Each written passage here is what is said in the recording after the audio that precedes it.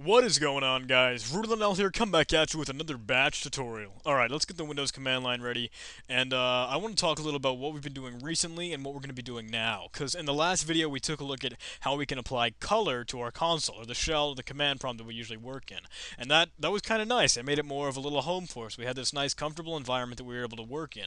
So I want to be able to show you guys how you can expand that and do it some more, because we were checking out the properties of the shell and the shortcuts that we've been working with. So let's do that a little bit more today. If we right-click this, the top title bar of the window here, we can go down to properties, and we have a whole ton of options that we can manipulate.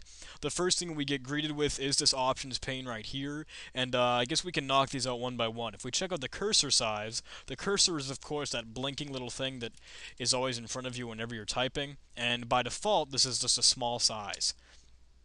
We can, of course, change the defaults here, but I kind of prefer to be only modifying the temporary stuff inside each specific shortcut, because I feel like modifying the defaults is just a little risky, if you know what I mean. But we can change this to be medium, with like a bigger size for the cursor. That's a little bit bigger, and we can even change it to be large, which, in all honesty, is my favorite because it reminds me the most of like Linux or a typical shell in that environment. So we can change these back to default though. I do want to be able to show you guys these. The command history, the buffer size, the command history is like all the things you can remember if you use your up and arrow keys. dir, pause, CLS, that sort of thing. If you use your up arrow keys, you can loop back to all these things that you've all the commands that you've already typed in. It's like your command history. Now you can change the number that it actually remembers, and it can have the multiple things, and you can get rid of duplicates and that sort of thing. And there you go.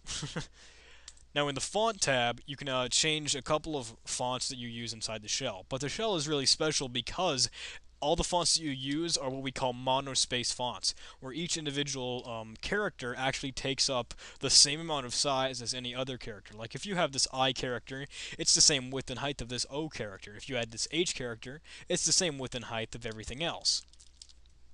So you can only use specific fonts inside your terminal, because it's like a digital graph. It has to be, the same size for each coordinate and that sort of thing.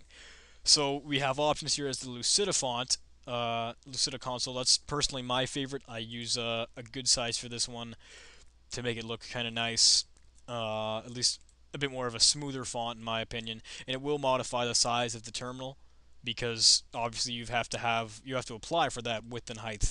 Uh, they all have to be the same. Consulus is there again, which looks kind of cool, but you gotta have some. You gotta be generous with that one. You may not have Consulus, that may not be an option, and you can supply it to be bold or not, but these are kind of exclusive to your system, so you really might want to check things out. But for now, I'm going to stick with the font that I like for Lucida console. And yeah, there you go. You can change the size and that sort of thing, and it'll display the window up at the top for you.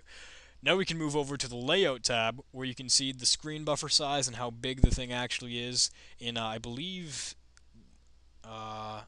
okay, because the buffer size, because you've got 300 pixels tall, or at least vertically, that you can scroll through, and that sort of thing. That's why you had 300 for the height and only 80 for the pixels, because it's doing 300 characters and 80 characters wide. So now the window size by default, that's the actual size of it.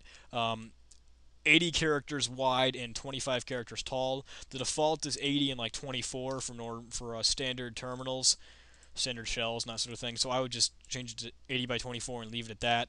And you can modify the window position, or where your command prompt will actually start up on your screen when you first run it. Now you can supply like the left and the top positions for it, or you can just let the system or like your window manager decide where it's going to go.